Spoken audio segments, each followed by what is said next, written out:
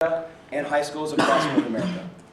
If you say I'm not technical, this takes about an hour to figure out for you with no technical background. Your students will pick it up in about 30 minutes. And everything online, all the support you need is through this site. They're amazing with their customer service. They'll help you with anything you need as a teacher. Here's what I did. Took the book Siddhartha. All the yellow is all the written or multimedia text that they annotated. And so, for example, this is the very beginning, chapter 1. A few examples only. You can look at this later if you want. So you click on this, and this is what the students in 2 classes, the annotations they made. So there's written annotation, and look, for visual learners or students who have trouble getting engaged in the text, they can post a trailer or a podcast or an iTunes. Now if you say, well, is that really in-depth critical analysis? It will be, because some of the students have trouble getting engaged. This is the best initial engagement that a student in grade 9, 10, 11, or 12 can have, or younger, in getting involved in the text. So what I did was, every chapter is along the sidelines. Look, all chapter 1, chapter 2, chapter 3, it's all there. Visual learners like me like big picture. We like to see everything, and our minds work quickly. So this gives them the big picture right away. So they can jump to the chapters that they want to annotate. It also looks nice, and visual learners like that style as well as the substance. They like color-coded note-taking. And if you click on anything here, it's so in-depth. And you know what amazing thing is? The students started making connections to their Jewish classes. I teach general studies. They were making connections to the different classes that they had, and one student, every connection he made was to Tanakh. And the Tanakh teacher came to me and said, "Can I talk to you for a second? What's going on in that class?" I said, "What are you talking about?" He said, "This kid comes to me every day and is asking if he can use what we learned in class and connect it to Siddhartha." What is a shepherd's representation in Jewish texts? All I asked him was the definition of a shepherd in the book. But he took it to the next level, and he asked his Tanakh teacher to define it.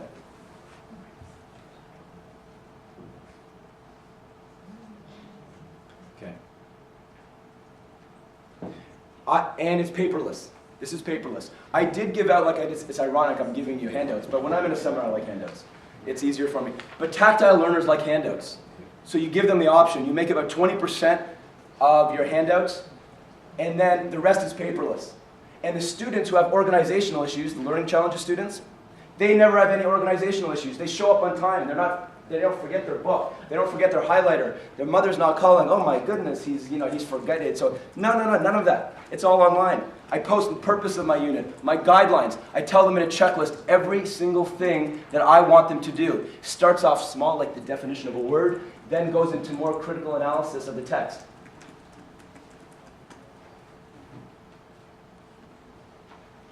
And again, if you're resistant to this at all, they give you everything you need to know. How to annotate, what you need to do as an educator tomorrow if you use this, and how to explain it to your kids. What is genius, on and on. You can look at this yourself when you want. Now, how do you mark this? I've put how I marked it, and I even highlighted out so you can actually use this model, or you can use your own as an example, is the way you mark this is 2 ways. It's game-based learning. So when they make a comment, you can accept it by pressing on it, or reject it, which means they don't get a mark, and you can send them a private message in order to make sure they understand why. So this is ongoing assessment.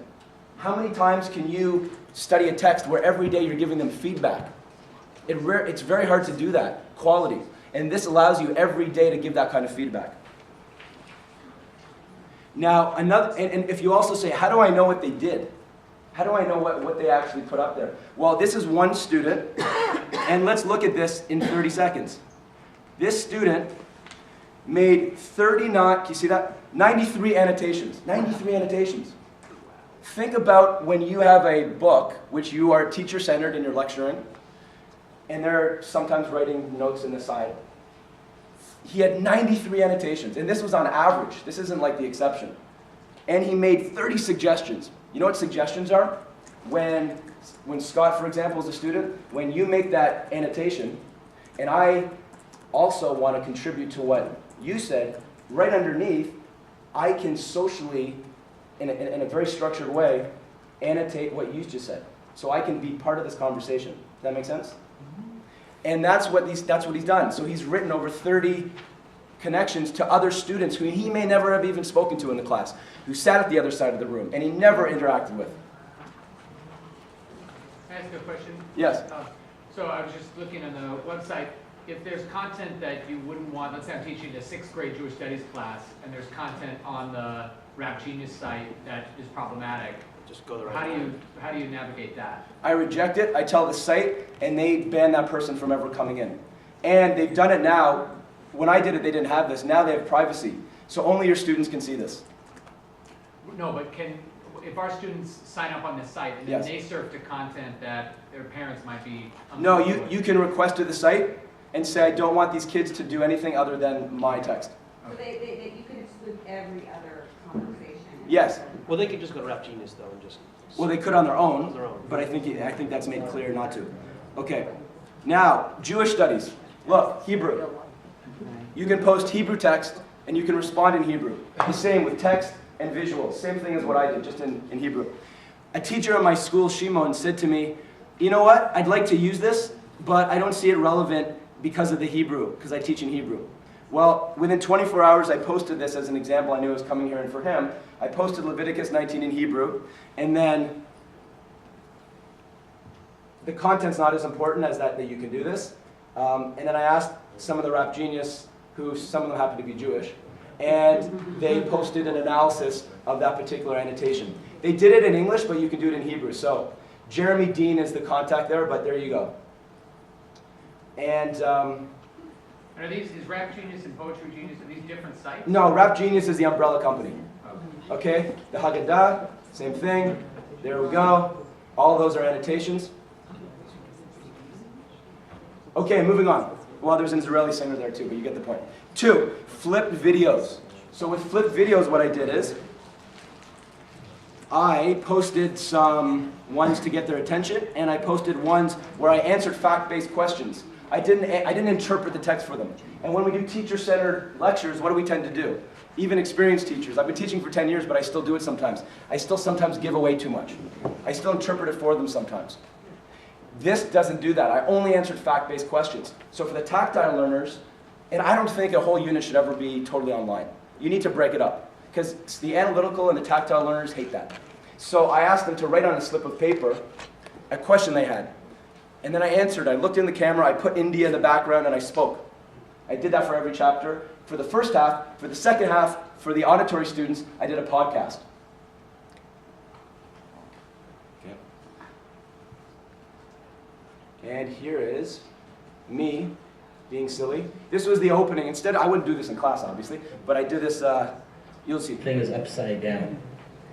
Instead of the teacher lecturing in a one-size-fit-all mode, the student digitally annotates the text online, and then the teacher will answer questions as they arise throughout the text. The other reason I'm standing on my head is because some of you and your parents have taken yoga and have done relaxation exercises that we know in the Western world as meditation.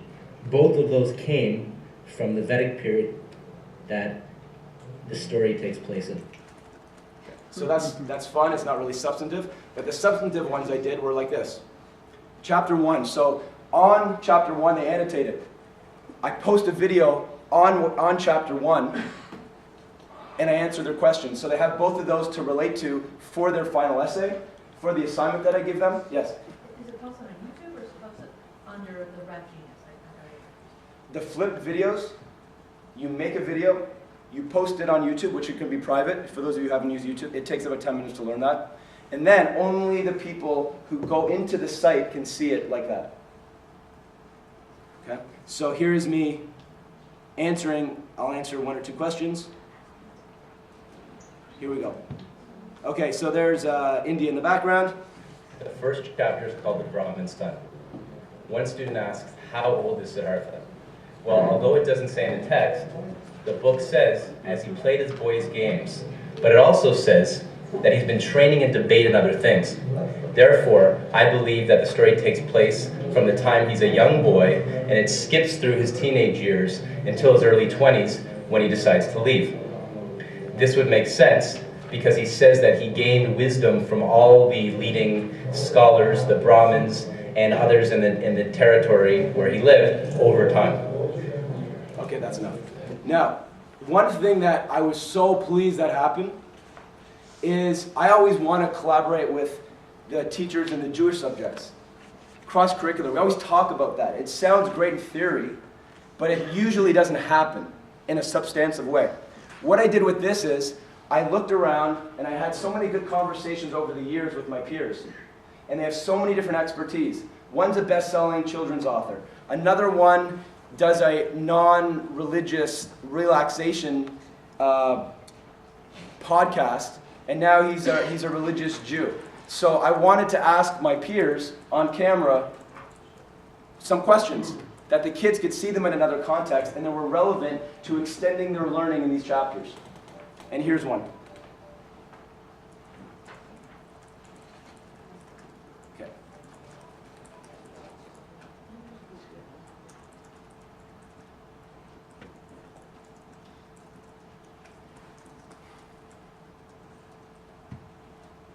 Being said though, there are a lot of similarities actually between a lot of the Jewish practices and meditation. And what would some of the benefits be? So some of the benefits of meditation is that you don't realize how powerful thought is. If you look into cognitive therapy, you'll see that the main premise of cognitive therapy is that your mind actually controls your emotions, and that the more you think about things positively, positive thoughts, optimistic thoughts, that can help your emotions be more positive and optimistic. Okay. And then the example I gave earlier was, I love this one. Rabbi Rootman was on his way to class, and a student ambushed him and said, "You need to answer this question about what a shepherd is." So he's literally in the hallway, and his kid grabs him, says, "I need it." And not only did he ask him and quote him, but he made a video of it, and he posted it on RAVSAK, on our site. Here we go. And this was by the student.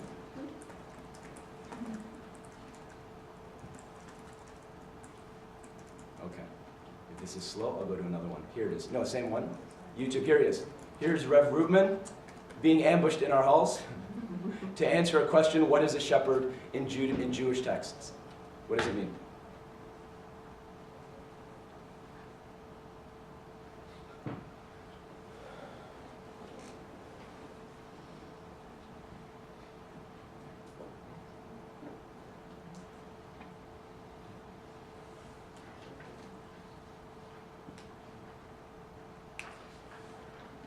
Stories in Tanakh. I'll give it another 10 seconds. The pattern is that Jewish leaders throughout history are shepherds.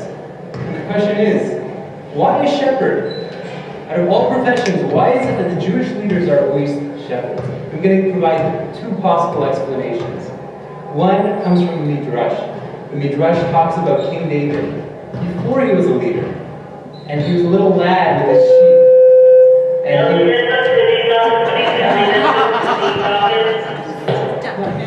he was a little lad with his sheep. And his sheep were in the flock. And one... Okay, so those are the digital flip videos. There was over 2 hours of flip videos posted on Siddhartha. There's also a podcast that I did. So it's the same thing. And what I did is, and those of you who may feel more comfortable with this, it's very easy on your computer to do this, but you could do this. It took me about 2 minutes to set up. In what game does Siddhartha become increasingly involved? I'm answering their questions. Siddhartha becomes increasingly involved with dice, gambling for money, and jewels. Question number 5. What does Siddhartha dream when he becomes dissatisfied with his gambling life? Answer: he dreams that Kamala's bird dies in its cage. Okay, and the last thing I did was I had a feedback party. Intrinsic motivation. I invited them as an experiment during what we call project support, where they can go to any class and gain some more tutoring. So I said, I bribed them a little bit, I'm going to be honest. I bought them tea and cookies. I said, meet in our class, and I'm going to tell you something good about what I liked. You know how many showed up, grade 9s, when they could have been doing anything else? All of them. All of them except 2 who had tests that they had to catch up on, and they were devastated. So what I did is, I told them one thing I really liked about one of their annotations. In public, because public acknowledgement is so important for kids. That's where the encouragement really makes them blossom. That's what I did. Moving on. Self-organized learning environment. What I did with that is, in the last 4 chapters, once the kids had annotated for 8 chapters, and they really had gained an understanding, what I did is I put them in groups based on their learning styles, based on what I had observed. And I asked them to come up with a big question, such as, for example, what is a teacher? What is a mentor? How do you know when you've reached the ultimate state of enlightenment? And then they had a structured time frame. You have it on the back, the last page.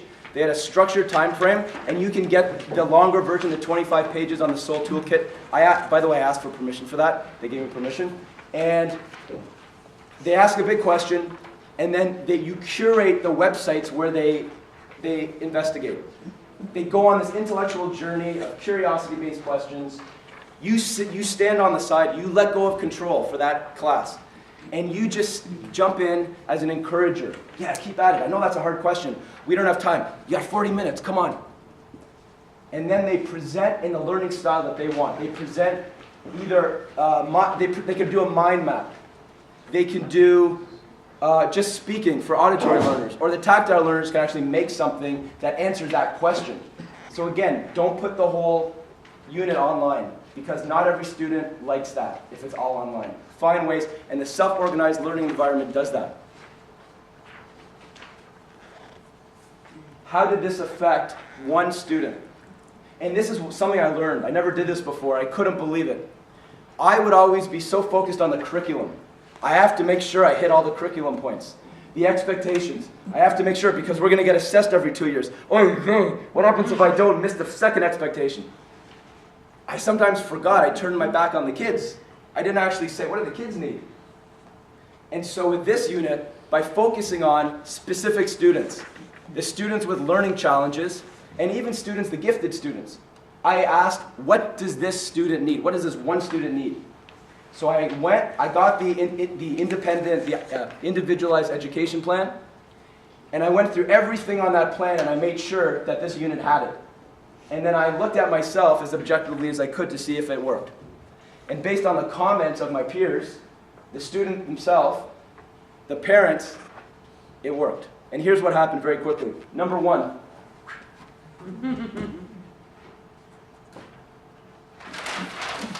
Accommodation. Accommodations were a note buddy and extra time. Did this give extra time and a note buddy? Of course it did. Yeah. 3? Okay. Okay, 3 minutes. Okay. Let's see if I can do this in 3 minutes. Ready? Okay, accommodation. There was 42 note buddies. Extra time. They had all the time they needed at home, where I was there, helping them, advising them, or at home. They could do this 24 hours. Organization. Paperless. They don't need the book, so they're not going to lose the book. 3, self-monitoring. This student said he felt, quote, independent for the first time he's ever felt in an English class. 4, task initiation. Students who have learning challenges sometimes have difficulty getting engaged in the text. This student suggested to others before he made his own, and that got him involved in the first few chapters. 5, lack of focus. He was totally focused the whole time, because this is learning style, visual, auditory, and tactile. This kid was more tactile. 6, auditory and visual attention. Podcasts and flip videos. Takes care of it. 6, auditory and visual attention. This kid sometimes in the previous one on the essay was like this. No problems. 7, processing speed. He was a little bit slow. Tactile learners, I'm a tactile learner too a bit. We don't put our hands up. We're not the ones that, like this, the first 5 seconds. I'm the one who takes 30 seconds. And even with wait time, it takes me longer. Processing speed's not an issue, because you can have 2 hours to get it and not feel as if you're behind. Reading and listening comprehension. This student scored the highest at the end on the self-organized learning environment and the critical thinking analysis on this text. Written expression, he made some spelling errors or some issues, but overall the ideas were at a higher level than he's ever experienced. And last, peer editing. This whole thing is peer editing. It's peer-to-peer editing in ways that they've never done before. Is that 3 minutes? You have another 2. In closing, I first want to say thank you to Gary and the Digital J Learning Network for offering me this incredibly valuable opportunity to speak with all of you. I also want to thank RAVSAK for putting on this incredible conference. There's such a varied number of speakers. My wife and I were saying we could go to every one of these if we had the time. And I'd also like to thank everyone from RAVSAK who I spoke with, Jeremy, who I saw in the room before, and all the people online, Faggy, who else? Robin, who helped this process get from Toronto to here. And lastly, I'd like to leave with you. Take a break from being the sage on the stage and try being a guide on the side. I'll help you with that process. I'll be here all afternoon and tomorrow morning if you need, or feel free to email me. And now I'm going to get off the stage.